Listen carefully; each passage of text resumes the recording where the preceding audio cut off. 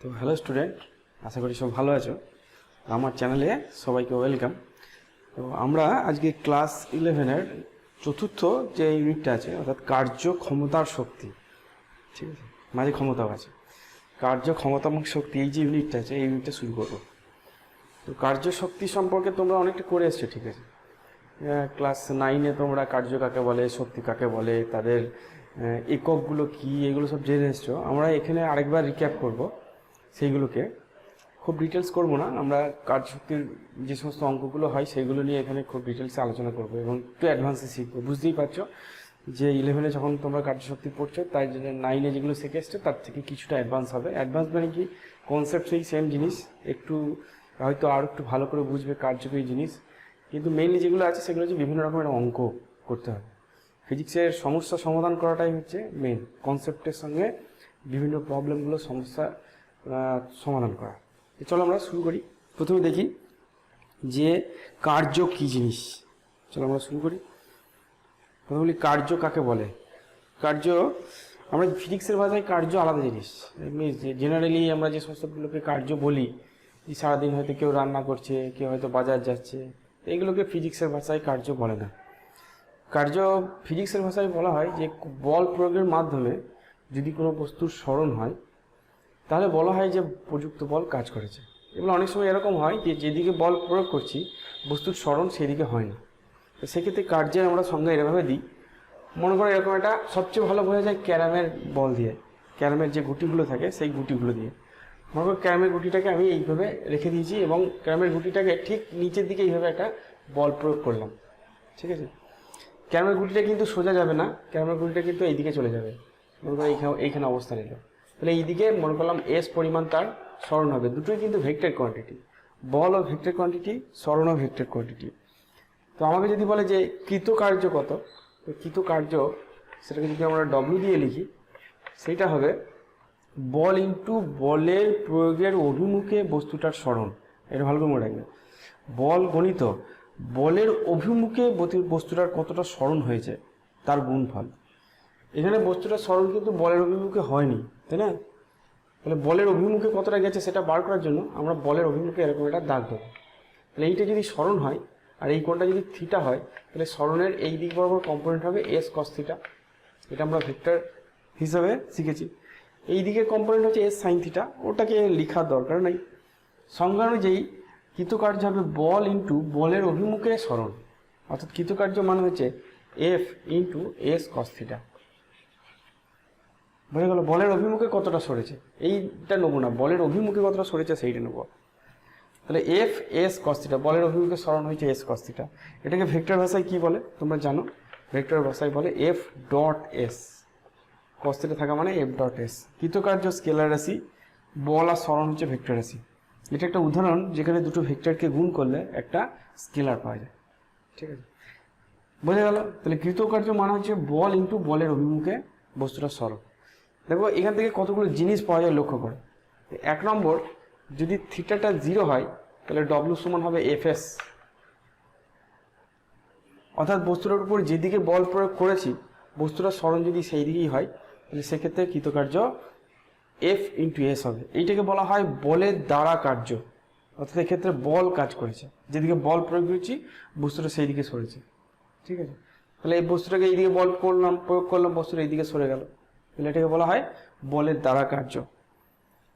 আরও কী কী কেস আছে দেখি এক একটা, এটা মুছে দিই। 2 নম্বর কেস হচ্ছে যদি থিটাটা 90 ডিগ্রি হয় তাহলে সেটা কৃতকার্য 0 হয়ে যাবে, তাই না? cos 90 0, তাহলে কৃতকার্য 0 হয়। এটাকে বলা হয় কার্যহীন বল, এটাকে বলা হয় কার্যহীন বল। কখন দেখা যায়? মনে করো সুটকেস নিয়ে তুমি যাচ্ছ, কোনো একটা লোক সুটকেস নিয়ে অভিকর্ষের সঙ্গে সমান্তরালভাবে হেঁটে যাচ্ছে, তাহলে সেক্ষেত্রে অভিকর্ষ বল কোনো কাজ করে না, কারণ অভিকর্ষ বল নিচের দিকে কাজ করে। এমজি যেটা অভিকর্ষ বল সেটা নিচের দিকে কাজ করে, আর বস্তুটার স্মরণ এই দিকে হচ্ছে 90 ডিগ্রি কোণ করে হয়েছে, এক্ষেত্রে অভিকর্ষ বল কাজ করে না।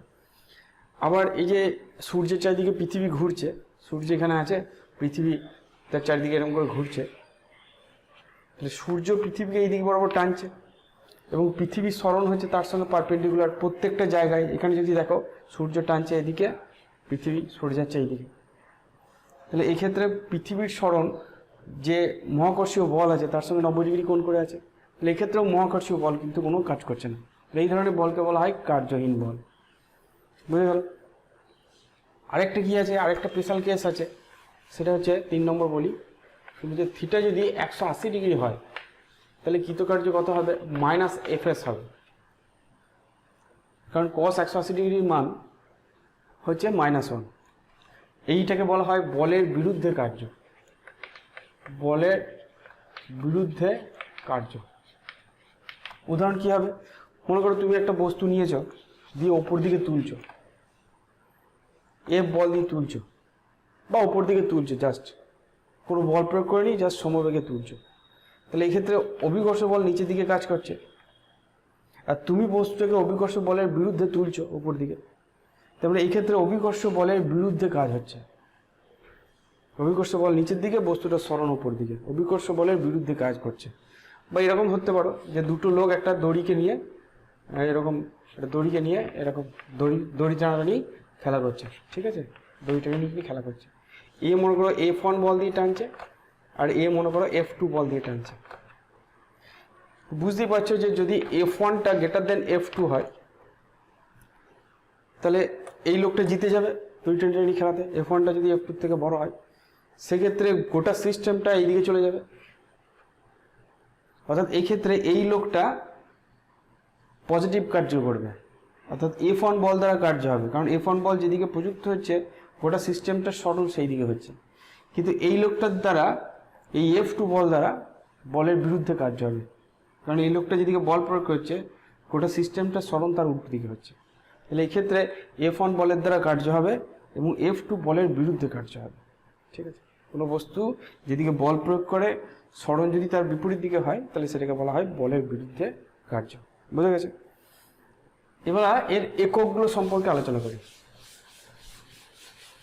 এর এককগুলো সম্পর্কে একটুখানি আলোচনা করি। চলো, যদি সবই জানি, দেখো F সমান কী পেলাম, W সমান কী পেলাম, F.S। এখানে যদি SI এককের কথা বলি তাহলে SI একক হচ্ছে জুল, বড়হাতে যে দিয়ে লেখা হয়। 1 জুল সমান হচ্ছে 1 নিউটন ইন্টু মিটার, বলের জন্য নিউটন আর দূরত্বের জন্য মিটার। যদি সিজিএস এককের কথা বলি তাহলে সিজিএস একক হচ্ছে আর্গ, 1 আর্গ মানে হচ্ছে 1 ডাইন ইন্টু সেন্টিমিটার। যদি বলি জুল এবং আর্গের মধ্যে কি রিলেশন, খুব সোজা relation, 1 joule is equal to 1 newton into metre. 1 newton মানে হচ্ছে 10⁵ ডাইন, এগুলো করেছো, ঠিক আছে। আর 1 মিটার মানে হচ্ছে 10 স্কোয়ার সেন্টিমিটার, 1 মিটার মানে 100 সেন্টিমিটার, তার মানে 10⁷ ডাইন সেন্টিমিটার মানেই হচ্ছে আর্গ। তাহলে 1 joule is equal two 10⁷ erg. তাহলে এই হচ্ছে আমাদের কার্যের একক, ঠিক আছে। আশা করছি কার্যটা যেগুলো 9-এ পড়েছিল সেগুলো একবার রিক্যাপ হয়ে গেল। চলো দেখি অঙ্ক করি কতগুলো, সিম্পল অঙ্ক, কিচ্ছু নেই। কি বলেছে, বলে যে 1 কেজি 10 কেজি ভরের একটা বস্তুকে 5 মিটার উপরে তুলতে কত কাজ করতে হবে। একটা 10 কেজির বস্তু আছে, এটা হচ্ছে 10 কেজির বস্তু, আমি বস্তুটাকে ওপরে তুলতে চাইছি একটা বল দিয়ে, তাহলে আমাকে কত কাজ করতে হবে। অ্যাকচুয়ালি বস্তুটার ওজন নিচের দিকে কাজ করছে, তাহলে আমাকে যে আমার দ্বারা কৃতকার্য যেটা হবে সেটা হচ্ছে F ইন্টু S, কারণ বস্তুটা সরণ বলের দিকেই হচ্ছে, এই দিকে সরণ, আমি ওপর দিকে তুলছি, আমার দ্বারা যে কৃতকার্য সেটা F/S হবে, কারণ F আর S একই দিকে আছে, থিটাটা 0 হয়ে গেছে। এখন Fটা দেখো mgর সঙ্গে সমান হতে হবে, তা নাহলে বস্তুটাকে তুলতে পারবো না। তার মানে অ্যাকচুয়ালি F এর জায়গায় mg বসালাম আর Sটাকে আমি H লিখলাম, সরণটাকে H হিসাবে লিখলাম, উঠছে ধরলাম H পরিমাণ উঠছে। তাহলে এক্ষেত্রে আমার দ্বারা যেটা কার্য হবে, m এর মান 0, g এর মান 9.8 আর h এর মান হচ্ছে 5 মিটার উপরে তুলছি। 5 × 8 = 40, 5 × 9 = 45 আর 4 × 49, 490 নিউটন। বুঝা গেছে? যদি বলতো যে এক্ষেত্রে অভিকর্ষ বল কত কাজ করেছে, এক্ষেত্রে অভিকর্ষ বলের বিরুদ্ধে সরণ হয়েছে, তাহলে অভিকর্ষ W বাই গ্র্যাভিটেশন এইটা সমান হচ্ছে -490 নিউটন না, সরি জুল, কৃতকার্য জুল, 490 জুল। বুঝে গেছে? 1 মিনিট দাঁড়া।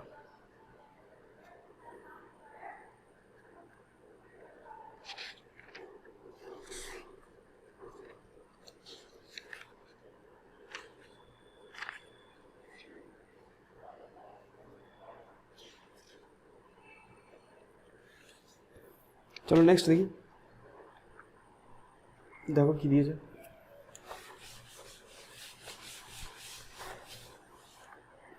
তো বলেছে একটি 80 কেজি ভরের আরোহী সমেত সাইকেল 30 ডিগ্রি নতিকোণ বিশিষ্ট অনততল বরাবর 60 মিটার পথ গড়িয়ে নামলো, এক্ষেত্রে অভিকর্ষ বল কত কাজ করবে? কীরকম বলেছে? বলছে এরকম একটা নততল আছে, নততলের নতিকোণ হচ্ছে 60 ডিগ্রি। এইখানে একটা সাইকেল আছে,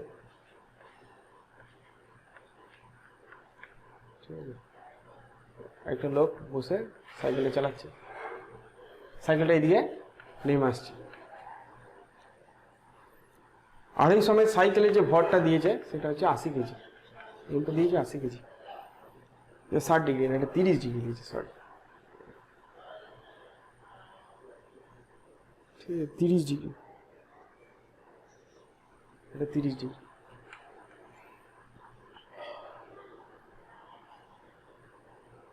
নতকোণ বিশিষ্ট অনন্ততল বল 60 মিটার গড়িয়ে নামলো, তাহলে এই ডিস্টেন্স হচ্ছে আমাদের 60 মিটার, 60 মিটার সে গড়িয়ে নামছে। তাহলে আমাকে বলছে যে অভিকর্ষ বল এক্ষেত্রে কত কাজ করছে, তাহলে অভিকর্ষ বল কোন দিকে কাজ করছে? এইদিকে mg, আর লোকটা স্মরণ হচ্ছে সাইকেল সময় স্মরণ হচ্ছে এইদিকে, এটা হচ্ছে s। তাহলে এই ক্ষেত্রে কৃতকার্য কত হবে? mg হচ্ছে বল, স্মরণ হচ্ছে s ইন্টু কস, যদি বলে এই কোণটা কত, এটি যদি 30 ডিগ্রি হয় তাহলে এই কোণটা দেখো 60 ডিগ্রি হয়, তাই না? 30, 90, এটা 60, তাহলে স্মরণের সঙ্গে বলটা 60 ডিগ্রি কোণ করে আছে, তাহলে cos 60 ডিগ্রি। এমটা বলেছে 80 কেজি, জিটা হচ্ছে 9.8, এসটা বলেছে কত? 60 মিটার, আর cos 60 ডিগ্রি মান হচ্ছে হাফ। হাফ আর 60 কাটলাম, 30 হলো, কত হবে? 3 8 24, 98 ইন্টু 24 যদি করি, 4 32, 2 হাত থাকলো 3, 4 9 36, আর 3 39, 98 দুগুণে 196, 2 15 5 হাত থাকলো 1 3 2 2 3 23520 একটা জুল কাজ করবে, 23520 জুল কাজ করবে, বুঝে গেছে? এখানে বলেছে mg কতটা কাজ করবে, ওই জন্য mg s cos θ, এখানে cos θ কিন্তু এইটা। চলো নেক্সট দেখি। এবার আসা যাক ক্ষমতা, পরের যে জিনিসটা আছে কার্যক্ষমতা শক্তি, তিনটেই আজকে একটু একটু করে বুঝবো, তারপরে আমরা পরের দিন যত যাবে তত আরও এক্সপার্ট ভালো অঙ্ক করবো, যাতে করে আমরা এই সাবজেক্টে এক্সপার্ট হয় এই বিষয়টাতে। তো ক্ষমতা মনে হচ্ছে কার্য করার হারকে বলে ক্ষমতা, মানে একটা লোক কি হারে কাজ করতে পারে সেইটা হচ্ছে ক্ষমতা।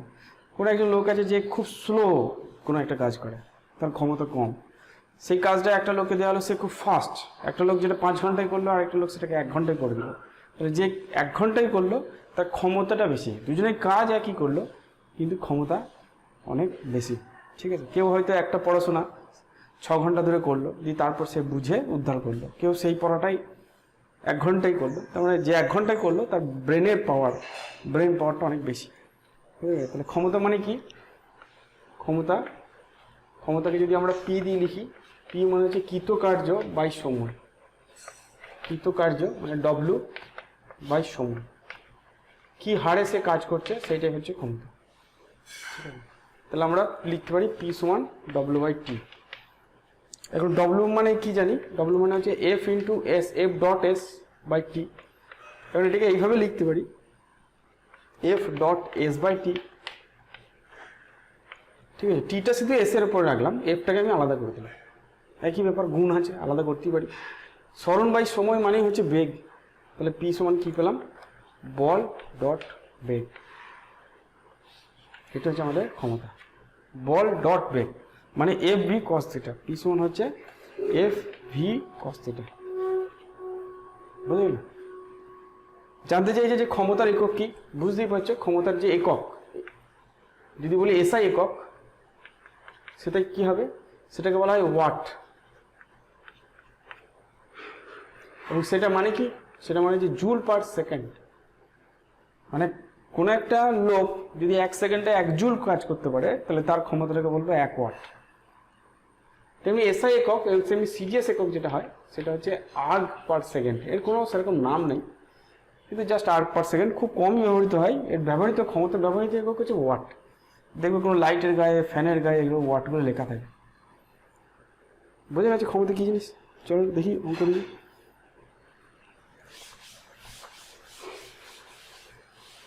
তোমাদের জিজ্ঞেস করেছে যে 50 কেজি ভরের একজন বালক 5 সেকেন্ড সময়ে 20টি সিঁড়ির ধাপ উঠল। যদি প্রতিটি সিঁড়ির ধাপ 30 সেন্টিমিটার উঁচু হয় তাহলে ওই বালকের ক্ষমতা কত? তাহলে আমাকে ওই বালকটা কত কাজ করলো সেটা বার করতে হবে, দিয়ে সেটাকে সময় দিয়ে ভাগ করে দিতে হবে, তাহলেই হবে। তাহলে বালকটা মোট যে উচ্চতা উঠছে সেটা যদি এইচ বলি, সেটা হচ্ছে 20টি সিঁড়ির ধাপের উচ্চতা। একটা সিঁড়ি বলেছে 30 সেন্টিমিটার, তাহলে মোট উচ্চতা হবে 20 × 30, তাহলে 600 সেন্টিমিটার উঠছে। একটা সিঁড়ির ধাপ বলেছে 30 সেন্টিমিটার করে, আর 20টা সিঁড়ির ধাপ আছে, 20 × 30 মানে 600, মানে 6 মিটার সে উপরে উঠছে। ঠিক আছে, এমটা বলে দিয়েছে আমাদের 50 কেজি। ঠিক আছে, 50 কেজি ভরের ওই বালক, এবং সময়টা বলে দিয়েছে 5 সেকেন্ড। তাহলে কাজ কত, কৃতকার্য সেই বালক কত কাজ করছে সেটা হচ্ছে বল ইন্টু সরণ। বল হচ্ছে এক্ষেত্রে mgh, বল সে নিজের ভরটাকেই তুলছে, হ্যাঁ, নিজের ভর মানে নিজের ওজনটাকেই তুলতে, নিজের ওজন হচ্ছে mg, তাহলে তাকে যে বলটা প্রয়োগ করতে হবে সেটা তার ওজনের সঙ্গে সমান, এবং হাইট হচ্ছে mg, এই h। ঠিক আছে, তাহলে এমটা হচ্ছে তোমার 50, জি এর মান 9.8। ইচ্ছে করেই 9.8 বসাচ্ছি, কারণ জি এর মান যদি কোথাও না বলে দেয় তাহলে কিন্তু 9.8ই বসাতে হবে। তোমাদের ক্ষেত্রে বেশিরভাগ অঙ্কতে জি এর মান 10 ধরলেও হয়ে যায়। আর এইচ এর মান হচ্ছে 6 মিটার।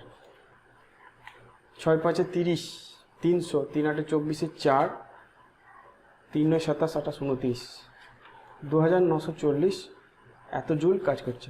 2940 এত জুল কাজ করছে। তাহলে ক্ষমতা কত হবে? ক্ষমতা হচ্ছে W/T। 2940কে আমরা 5 দিয়ে ডিভাইড করব। 5 × 5 = 25, 4 আর 4, 5 × 8 = 40, 588 ওয়াট। ঠিক আছে, ঠিক আছে, তাহলে এই পরিমাণ কার্য, এই পরিমাণ বাল্বটার ক্ষমতা হচ্ছে 588 ওয়াট। নেক্সট দেখি চলো। একটা ট্রেন 5000 নিউটন বাধাজনিত বলের বিরুদ্ধে 60 কিলোমিটার/ঘন্টা বেগে যাচ্ছে। ট্রেনটার ক্ষমতা কত? ঠিক আছে, তাহলে ট্রেনটা যে বলটা প্রয়োগ করছে সেটা হচ্ছে 5000 নিউটন। যেহেতু সমবেগে যাচ্ছে, তার মানে অ্যাক্সেলারেশন নাই, তার মানে তাকে অন্য আর কোনো বল দিতে হচ্ছে না, শুধুমাত্র বাধাটা কাটানোর জন্যই বলটা প্রয়োগ করতে হচ্ছে। কীরকম? মনে করো সাইকেল তুমি প্যাডেল করছো না, তাহলে সাইকেলটা কী হবে, কিছুক্ষণ যাওয়ার পর থেমে যাবে, তাহলে সব কিছুরই একটা বাধাজনিত বল আছে। তেমনি একটা ট্রেনকে যদি সমবেগে চালাতে হয় তাহলে কিন্তু বল প্রয়োগ করতে হবে, কারণ তার মধ্যে বাধাজনিত কিছু বল কাজ করে। ত্বরণ না থাকলেও আমাকে এই বলটা প্রয়োগ করতে হবে। যদি সমবেগে যেতে চাই তাহলে ট্রেনটাকেই 5000 নিউটন বল প্রয়োগ করতে হবে। তার বেগ কত? বেগ হচ্ছে 60 কিলোমিটার/ঘন্টা। এটাকে মিটার/সেকেন্ডে নিয়ে আসি। মিটার/সেকেন্ডে নিয়ে আসতে গেলে আমাকে 5 × 18 দিয়ে গুণ করতে হবে। ঠিক আছে, 5 × 18 দিয়ে আমাকে গুণ করতে হবে। এটা নিশ্চয়ই তোমরা জানো, এত মিটার/সেকেন্ড। 6 × 3 = 18, 6 × 10 = 60, মানে 50/3 মিটার/সেকেন্ড। এইটা হচ্ছে বেগ। তাহলে ক্ষমতা কত হবে? ক্ষমতা হচ্ছে বল ইন্টু সরণ। বল কত? বল পেয়েছি আমরা 5000, বল ইন্টু সরণ, সরি, ক্ষমতা মানে কি জানি? ক্ষমতা মানে হচ্ছে বল ইন্টু বেগ। ঠিক আছে, cos থিটাটা লিখলাম না, কারণ ট্রেনের সরণ, ট্রেনটা যেদিকে বল প্রয়োগ করছে সেই দিকেই হচ্ছে। তাহলে ক্ষমতা মানে আরেকটি ইকুয়েশন পেয়েছি, একটা হচ্ছে কার্য বাই সময়, একটা হচ্ছে বল ইন্টু বেগ। তাহলে এখানে যে বলটা দিচ্ছে সেটা হচ্ছে 5000, আর বেগটা হচ্ছে 50/3, তার মানে 25, 1, 2, 3, 4/3, তাই না? তাহলে 3 × 8 = 24, 3 × 3 = 9, 3 × 3 = 9, 3 × 3 = 9, 3 × 3 = 9। চলো, এত ওয়াট। মানে কত হবে? 83.3 83.3 কিলোওয়াট। 1000 দিয়ে ভাগ করলাম, দিয়ে কিলোওয়াট বানিয়ে দিলাম।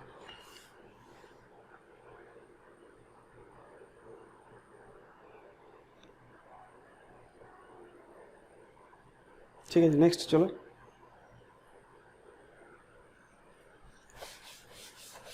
কনসেপ্টগুলো বুঝবে, ইকুয়েশনগুলো বুঝবে এই অঙ্কগুলো থেকে। কি অঙ্ক দিয়েছে দেখো তো, জিজ্ঞেস করেছে একটা 7.46 কিলোওয়াটের পাম্প 90 মিটার উঁচুতে জল তুলছে। যদি পাম্পের কর্মদক্ষতা 80% হয় তাহলে প্রতি মিনিটে কত জল উঠবে। দেখো পাম্পটার ক্ষমতা বলে দিয়েছে 7.46 কিলোওয়াট। ঠিক আছে, ক্ষমতা বলেছে 7.46 কিলোওয়াট, ভালো করে বুঝবে। ঠিক আছে, তার মানে 7460 ওয়াট, 1000 দিয়ে গুণ করে দাও, 7460 ওয়াট। কিন্তু বলছে যে কর্মদক্ষতা 80%, তার মানে এই পুরো ওয়াটেজটাকে কিন্তু পাওয়া যায় না, এর 80% ক্ষমতা পাওয়া যায়। তার মানে এফেক্টিভ যে ক্ষমতা, ঠিক আছে, তাহলে প্রাপ্য পি বা পি এফেক্টিভ যেটা পিই যেটা বলি, সেটা হচ্ছে 7460-এর 80%, এর 80%। ঠিক আছে, 80% ক্ষমতা জল তুলতে কাজে লাগে, বাদ বাকিটা নষ্ট হয়ে যায়। লেখা থাকে, যা লেখা থাকে ক্ষমতা কিন্তু তা পাওয়া যায় না।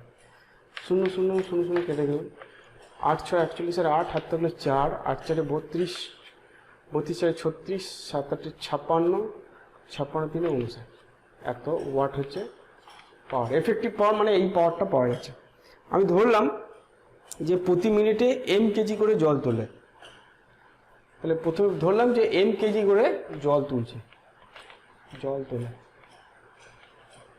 তাহলে পাওয়ার কত হবে? কৃতকার্য হচ্ছে mgh/t। এম কেজি জল তুলছে, তার মানে mg হচ্ছে বল, তার বিরুদ্ধে তুলছে, আর ইন্টু এইচ এদের কৃতকার্য, তাকে সময় দিয়ে ভাগ করে দেবো। সবগুলো দিয়ে দিয়েছে দেখো। আচ্ছা, তাহলে এমটা দিয়েছে, এমটা আমরা জানি না। আচ্ছা, জি এর মান আমরা 9.8 ধরলাম, এইচটা দিয়েছে 90 মিটার উপরে তুলছে, টিটা হচ্ছে 1 মিনিট মানে 60 সেকেন্ডে তুলছে, 60 সেকেন্ডে কতটা জল তুলতে চাইছে সেইটা ক্যালকুলেট করতে চাইছে। এইটা সমান হচ্ছে 5968। তাহলে এম সমান কত হবে? 5968 ইন্টু 60 ডিভাইড বাই 9.8 ইন্টু 90, 0 0 3 2 6, 3 3 9, এই দশমিকটা তুললাম, এখানে 10 এলো। তো এটাকে ক্যালকুলেট করতে পারবে। 7 8 56, 7 5 7 দিয়ে কাটছে না, চলো এটাকে ক্যালকুলেট নিশ্চয়ই করতে পারবে। আমি একটু ক্যালকুলেশন করে নিই ঠিকঠাক আসছে কিনা দেখার জন্য। কত হচ্ছে? 5 9 6 8, 5 9 6 8 ভাজিত 9.8 ভাজিত 3, আচ্ছা ইন্টু 2 আছে, ঠিক আছে। 405.98, 405.98 এত কেজি, 405.98 এত কেজি জল তুলছে, বুঝে গেছে?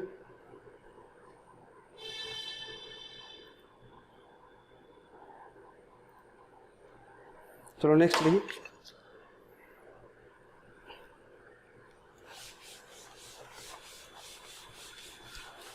আচ্ছা, নেক্সট আমাদের বলেছে যে 1000 কেজি ভরের একটা গাড়ি, 1000 কেজি ভরের একটি গাড়ি হতেই পারে, স্থির অবস্থা থেকে যাত্রা শুরু করে 5 সেকেন্ড পর 18 কিলোমিটার পার ঘন্টা বেগ লাভ করলো। গাড়িটির গড় ক্ষমতা কত?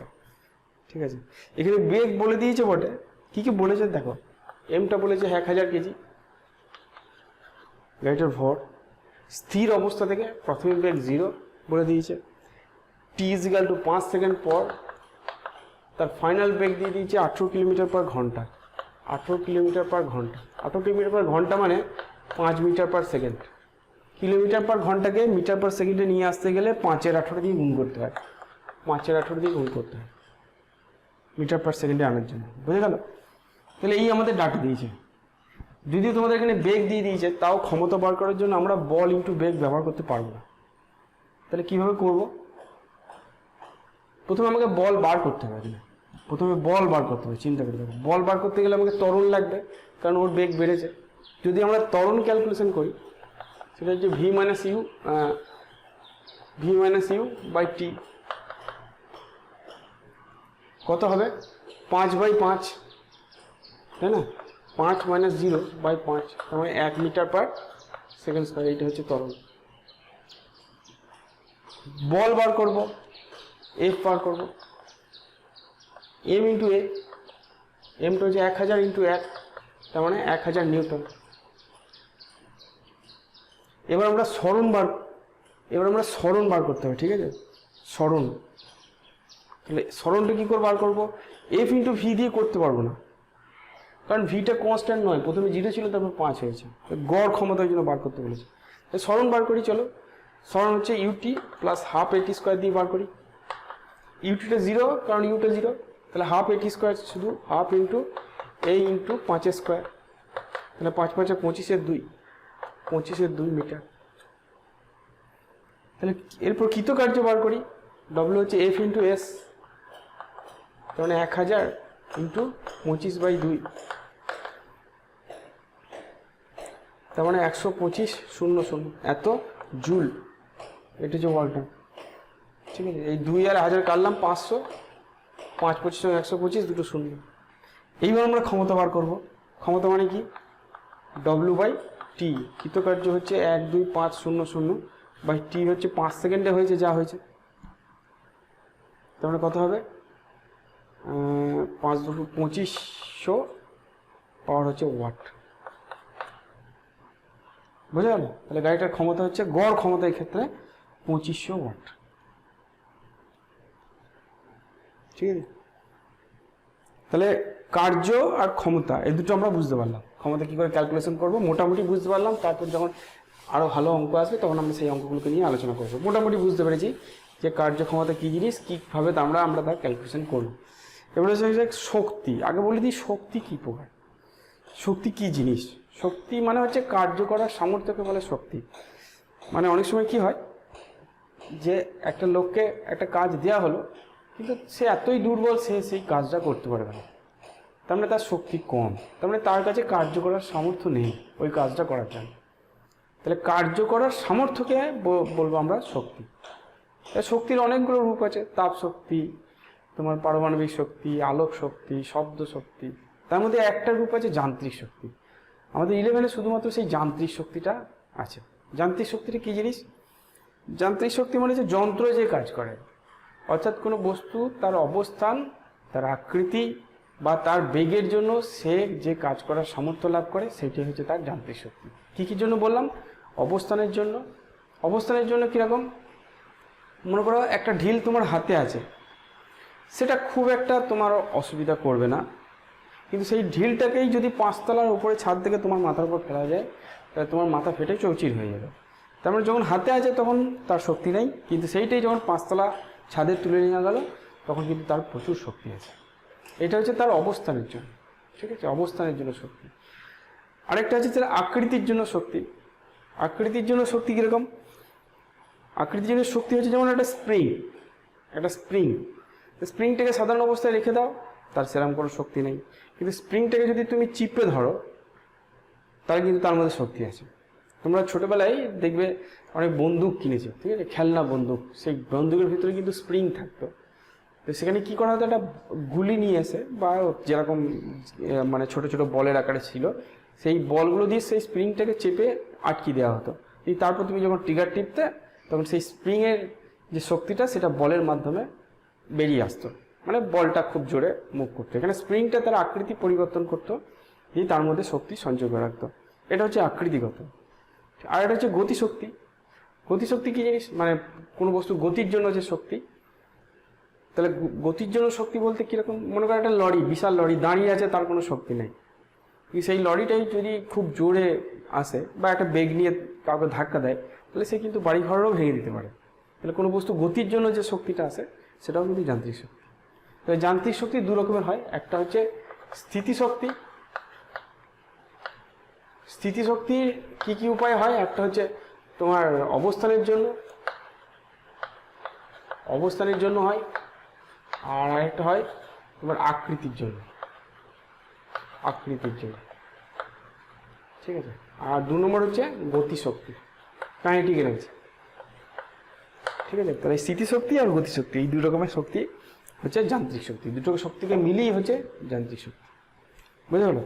আমাদের এই দুটোই সিলেবাস আছে। এবারে গতিশক্তি কাকে বলে, এর রাশিমালা নির্ণয় করো, এর সঙ্গে ভরবেগের সম্পর্কে। চলো আমরা প্রথমে আমরা স্থিতিশক্তি না, প্রথমে আমরা গতিশক্তি সম্পর্কে করি। তাহলে আমরা একটু বুঝলাম যে কোনো বস্তু তার গতির জন্য তার মধ্যে যে কার্য করার সামর্থ্য লাভ হয় সেইটাই হচ্ছে তার গতিশক্তি, ঠিক আছে। এবার গতিশক্তিটিকে আমরা ক্যালকুলেশন করবো কী করে। মনে করো এরকম কোনো একটা গাড়ি আছে, সেই গাড়িটা ভি বেগে যাচ্ছে, আমি জানতে চাইছি যে এর শক্তি কত, এর গতিশক্তি কত, ঠিক আছে। তাহলে আমরা সেটা বার করার জন্য আমি কী বলবো, যে এটাকে থামানোর জন্য আমাকে যে কাজটা করতে হবে সেইটাই এর শক্তি। মনে রাখবে কার্য এবং শক্তির একক একই, ঠিক আছে, জিনিসটা মোটামুটি একই রকম। তাহলে এই বস্তুটাকে থামাতে গেলে আমাকে যে কাজটা করতে হবে সেইটাই হচ্ছে এর শক্তি। তাহলে আমাকে থামাতে গেলে একটা বল প্রয়োগ করতে হবে, কোন দিকে যেদিকে আসছে তার বিপরীত দিকে আমি এফ বল প্রয়োগ করতে হবে। তার ফলে ওর মধ্যে একটা মন্দন সৃষ্টি হবে, এবং মন্দন সৃষ্টি হয়ে যাওয়ার পর কিছু দূর যাওয়ার পর গাড়িটা থেমে যাবে, এইখানে তার বেগটা ভিটা 0 হয়ে যাবে, এবং এইখান থেকে এইটুকুনি পর্যন্ত সে মন্দনে যাবে, বুঝতে পারলে। তো মনে করলাম এস দূরত্ব যাওয়ার পর গাড়িটা থেমে গেল, তাহলে আমি কতটা কাজ করলাম, সেই কাজটাই হচ্ছে ওর শক্তি। গাড়িটাকে থামাতে গেলে যে কাজটা করতে হবে সেইটাই শক্তি। তাহলে এক্ষেত্রে কৃতকার্যের সমান হচ্ছে বল ইন্টু সরণ। বল মানে হচ্ছে এম এ ইন্টু এস, ঠিক আছে। এবার আমরা জানি যে এই ভি স্কোয়ার সমান হচ্ছে you square minus 2as, minus দিয়ে লিখলাম কারণ এখানে বেগ কমছে, মন্দন হচ্ছে। যেহেতু ফাইনাল ভিটা 0, তাহলে 0 স্কোয়ার বা 0 লিখি সমান হচ্ছে প্রাথমিক বেগ হচ্ছে V, V square minus 2as, 2asটাকে এদিকে নিয়ে গেলাম, দিয়ে as সমান বেরোবে দেখো হাফ ভি স্কোয়ার। তাহলে as সমান হাফ ভি স্কোয়ারটা এখানে বসালাম, তাহলে এম ইন্টু ভিএস এর জায়গায় হাফ ভি স্কোয়ার বসালাম, তাহলে কৃতকার্য কত হবে হাফ এম ভি স্কোয়ার। তাহলে এই গাড়িটাকে থামাতে গেলে আমাকে হাফ এম ভি স্কোয়ার পরিমাণ কাজ করতে হবে। তাহলে এই গাড়িটার যে শক্তি কাইনেটিক এনার্জি সেটা হবে হাফ এম ভি স্কোয়ার। তাহলে কোনো গাড়ি বা কোনো বস্তু যদি ভি বেগে যায় তাহলে তার গতিশক্তি হবে হাফ এম ভি স্কোয়ার, বোঝা গেছে।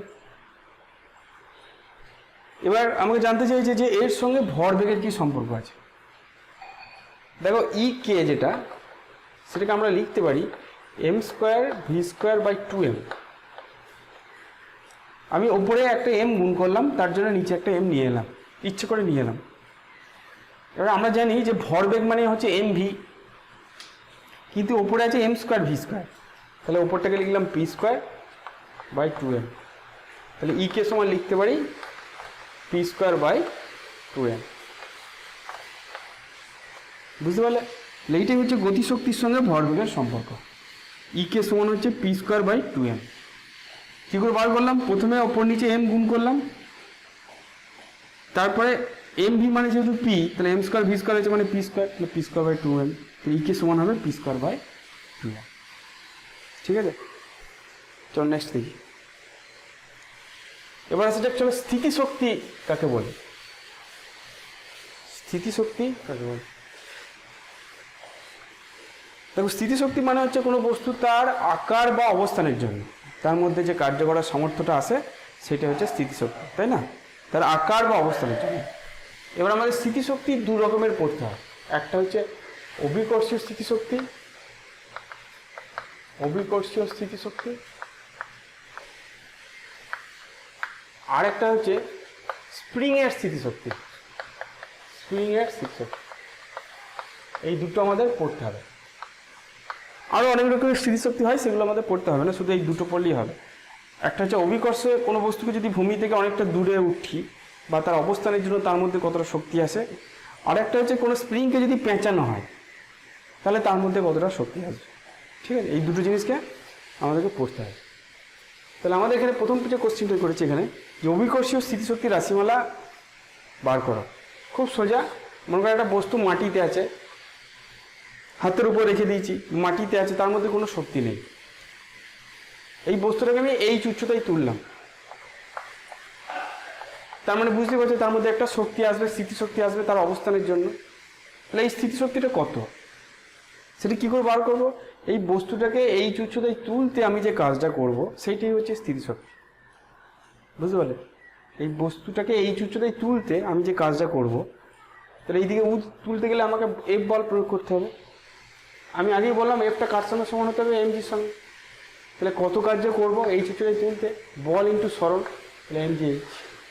এইটাই হচ্ছে আমাদের অভিকর্ষীয় স্থিতিশক্তির রাশিমান, ডব্লিউ সমান এমজিএইচ। বুঝতে পারলেন? এবার হচ্ছে প্রসারিত স্প্রিংয়ের স্থিতিশক্তি কীরকম? মনে করো একটা স্প্রিং আছে, এরকম স্প্রিং নর্মালি এরকম আছে, ঠিক আছে? আমি কি করলাম, এই স্প্রিংটাকে একটু টানলাম, তাহলে কি হবে? স্প্রিংটা একটু প্রসারিত হবে। এই বল দিয়ে টানলাম, কতটা প্রসারিত হলো? এক্স পরিমাণ প্রসারিত হয়ে গেল। দেখো আমি যত বেশি বল প্রয়োগ করব স্প্রিংটা তত বেশি প্রসারিত হবে। সংকোচনের ক্ষেত্রেও তাই, যদি আমি বল প্রয়োগ করতাম তাহলে এটা সংকুচিতও হয়ে যেত, সেটাও সেম জিনিস। তাহলে আমরা বলতে পারি যে প্রযুক্ত বলের সঙ্গে স্প্রিংয়ের প্রসারণটা সমানুপাতিক, তাই তো? তাহলে আমরা এখান থেকে লিখতে পারি এফ সমান কে এক্স, যেখানে কেটা হচ্ছে ধ্রুবক, এইটাকে বলা হয় স্প্রিংয়ের বল ধ্রুবক, বল ধ্রুবক, ঠিক আছে? তবে এই অবস্থায় স্প্রিংটার মধ্যে কিন্তু শক্তি আছে, কারণ আমি যদি ছেড়ে দিই তাহলে স্প্রিংটা সেট করে নিচের দিকে নেমে যাবে। সবচেয়ে ভালো হয় যদি সংকোচন দিয়ে বুঝতাম। সংকোচনের ক্ষেত্রে কী হবে? স্প্রিংটা একটু ছোট হয়ে যাবে আমি যদি এইভাবে সংকুচিত করতাম, দিয়ে যদি ছেড়ে দিতাম, এটা ছেড়ে দিতাম, তাহলে এখানে যে বস্তুটা রাখবে সেগুলো সেট করে বেরিয়ে চলে আসবে। এটাও সেম জিনিস, সংকোচন বা প্রসারণ যাই হোক না কেন, বল সঙ্গে মানে কতটা সংকোচন বা প্রসারিত হচ্ছে সেটা সমানুপাতিক হবে। কিন্তু আমি যখন স্প্রিংটাকে প্রসারিত করছি বা সংকুচিত করছি, তখন কিন্তু পুরো প্রসেসের জন্য এফ বল কাজ করে নাই, কারণ এখানে বলটা 0 ছিল, এখানে কোনো প্রযুক্ত বল নেই। তাহলে এক্স পরিমাণ যদি সরণ ঘটাতে চাই, তাহলে তার মধ্যে গড়ে যে বলটা কাজ করেছে সেটা হচ্ছে এফ প্লাস 0/2, ঠিক আছে? তার মানে এফের মানটা যদি কে এক্স বসাই, তাহলে হাফ কে এক্স গড় বল কাজ করেছে এক্স পরিমাণ সরাতে গিয়ে, ঠিক আছে? তাহলে এক্ষেত্রে কৃতকার্য কত? স্প্রিংটাকে সরাতে গিয়ে এক্স পরিমাণ, সেটা হচ্ছে বল ইন্টু গড় বল ইন্টু সরণ, গড় বল ইন্টু সরণ। গড় বল হচ্ছে হাফ কে এক্স, সরণ হচ্ছে আবার একটা এক্স, তাহলে এক্স স্কোয়ার হবে। তাহলে এইটাই হচ্ছে আমাদের স্প্রিংয়ের শক্তি। স্প্রিংটাকে যদি এক্স পরিমাণ টানা হয় বা এক্স পরিমাণ সংকুচিত করা হয়, তাহলে সেক্ষেত্রে স্প্রিংয়ে যে শক্তিটা সঞ্চিত হয়ে থাকে তার পরিমাণ হচ্ছে হাফ কে এক্স স্কোয়ার। বুঝতে পারা গেল? এইটাই হচ্ছে আমাদের স্প্রিংয়ের শক্তি। এগুলো সম্পর্কে পরের দিন আরও অনেক অঙ্ক করবো এবং বুঝবো। চলো নেক্সট অঙ্ক দেখি। তো বলে যায় একটা বল বায়ুতে 15 মিটার পার সেকেন্ড বেগে যাচ্ছিল, বলটিকে ব্যাট দিয়ে 20 মিটার পার সেকেন্ড বেগে উল্টো দিকে ফেরত পাঠানো হলো। যদি ওর গতিশক্তির পরিবর্তন 8.75 জুল হয়, তাহলে ভরবেগের পরিবর্তন কত হবে? সোজা জিনিস। চলো কি বলছিল, একটা বল এরকম আসছিল 15 মিটার পার সেকেন্ড বেগে, ব্যাটে করে আঘাত করা হলো, দিয়ে বলটা ফেরত পেটে গেল, চলে গেল 20 মিটার পার সেকেন্ড বেগে। যদি ওর গতিশক্তির পরিবর্তন 8.75 হয়, ধরলাম ভরটা হচ্ছে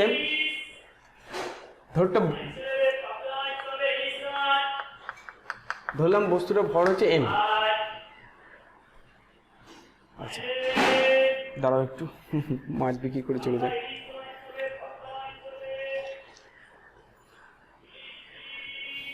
ঠিক আছে, গতিশক্তির পরিবর্তন মানে ডেল্টা ইটা বলে দিয়েছে 8.75 জুল গতিশক্তির পরিবর্তন। তাহলে ভরবেগের পরিবর্তন কত জানতে চেয়েছে।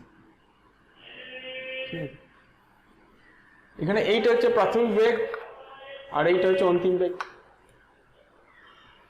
15 মিটার পার সেকেন্ড হচ্ছে প্রাথমিক বেগ আর 20 মিটার পার সেকেন্ড হচ্ছে অন্তিম বেগ। তাহলে গতিশক্তির পরিবর্তন কত হচ্ছে? Half M V square minus half m u square. এইটা বলে দিয়েছে 8.75 হয়ে গেল। গতিশক্তি স্কেলার রাশি মনে রাখবে, এর সঙ্গে ডিরেকশনের কোনো সম্পর্ক নাই। তাই কখনো যেন ইউটাকে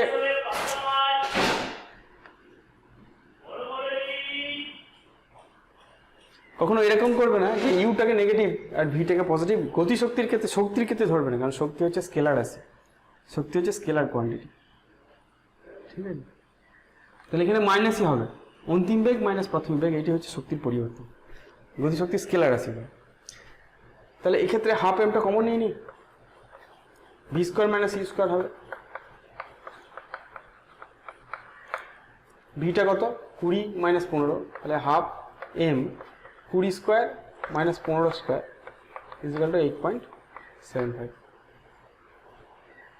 হাফ এম ইন্টু এটা মানে কি a plus b into a minus b যদি করি তাহলে এটা হবে 35 ইন্টু 5 ইজিক্যাল টু 8.75। তাহলে সেখান থেকে এমটা বার করি, 8.75 ইন্টু 2/35 ইন্টু 5, দশমিকটা তুলে দিই, নিচে 100 এলো, 5 দিয়ে কাটি, 5 একে 5, 5 7 35, 5 5 25।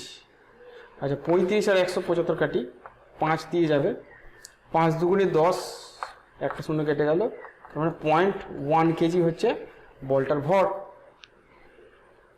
এবার আমাদের চাইছে ভরবেগের পরিবর্তন, ডেল্টা পিটা কত, সেটা হচ্ছে M V minus M you.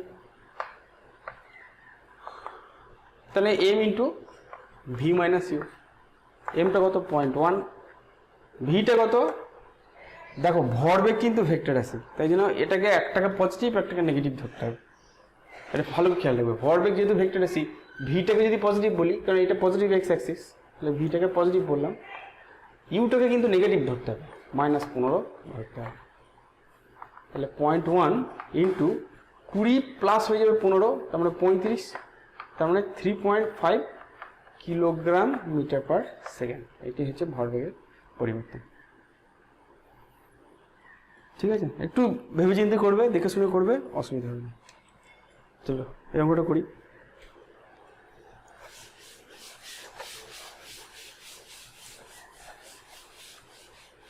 দেখো বলছে ভূপৃষ্ঠ থেকে 8 মিটার উঁচু স্থান থেকে 1 কেজি ভরের একটি বস্তুকে 250 সেন্টিমিটার পার সেকেন্ড বেগে খাড়া উপরের দিকে নিক্ষেপ করা হলো।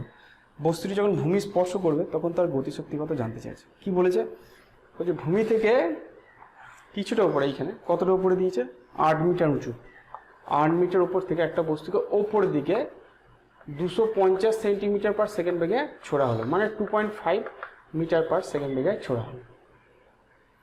তাহলে বস্তুটা কী হবে, বস্তু এখানে গিয়ে আবার এইভাবে নামবে, ফাইনাল বেগটাকে ভি ধরি। বলি যখন ভূমিতে স্পর্শ করবে তখন তার গতিশক্তি কত জানতে চাইছে। এমটা বলে দিয়েছে 1 কেজি, এমটা বলেছে 1 কেজি। এটা দুটো উপায়ে করা যায়, ঠিক আছে? প্রথম উপায়টা হচ্ছে ভিটা বার করা, ঠিক আছে? প্রথম উপায় হচ্ছে ভিটা বার করা। ভিটা কী করে বার করবো, ভি স্কোয়ার সমান হচ্ছে ইউ স্কোয়ার প্লাস 2as, এই সূত্র ব্যবহার করব। কিন্তু এটা খুব সাবধানে ব্যবহার করবো। কিভাবে দেখো, আমি ওপর দিকটাকে পজিটিভ বললে নিচের দিকটাকে নেগেটিভ বলতে হবে, এটা খেয়াল রাখবে। তাহলে ইউটা হচ্ছে 2.5 প্লাস, ঠিক আছে, 2.5 স্কোয়ার প্লাস 2 ইন্টু জিটা কত, জিটা 9.8 এবং সেটা নিচের দিকে, এর তরণটা তো হচ্ছে জি, এর মান হচ্ছে 9.8 মাইনাস 9.8, কারণ নিচের দিকে। বস্তুটা সরণ কোন দিকে হচ্ছে, নিচের দিকে। বস্তুটা ওপরে উঠে আবার নিচে যাচ্ছে, তাহলে সরণ কোন দিকে হয়েছে, নিচের দিকে। তাহলে এস এর মান হবে -8, -8, এইটা হলো 6.25 প্লাস, এটা প্লাসই হয়ে যাবে, মাইনাস মাইনাসে প্লাস হয়ে যাচ্ছে। কত হবে, 8 8 64, 8 8 64, 4 হাতে হলো 6, 8 9 72, 6 78, একে 2 দিয়ে গুণ করবো, 4 দুগুণে 8, 8 দুগুণে 16, 7 দুগুণে 14, 15, ঠিক আছে, 156.8 হচ্ছে, ঠিক আছে? তার মানে এটা কত হবে, যোগ করলে 5 8 2 10, 7 থাকলো 1, ছয় ছয় 12, 1 13, 3 হাত থাকলো 1, 5 1 6, 1 163.05।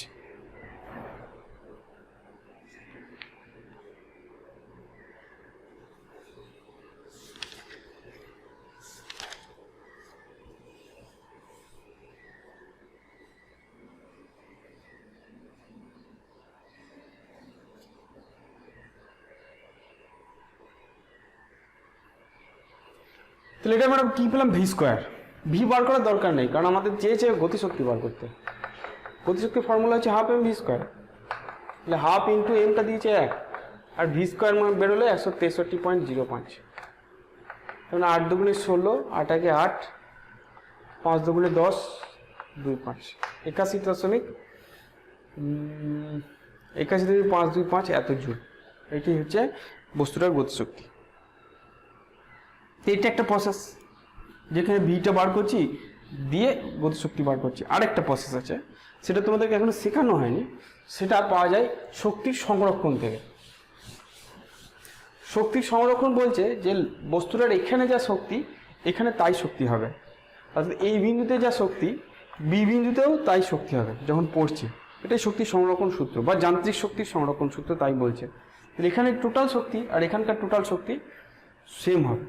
এখানে দেখো স্থিতিশক্তি নাই, পুরোটাই গতিশক্তি হয়ে গেছে। আর বস্তু যখন এখানে ছিল তখন তার স্থিতিশক্তিও আছে, গতিশক্তিও আছে।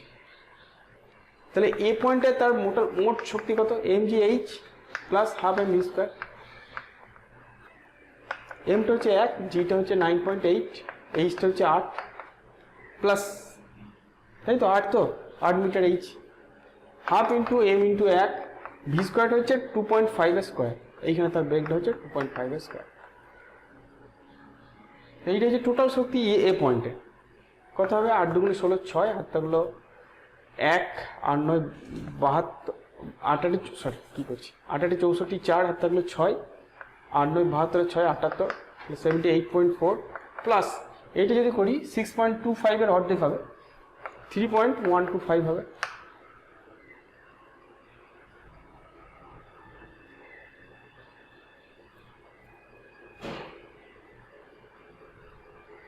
তাহলে কত হলো যোগ করে? 81.525। দেখো এটাই আমরা করেছিলাম।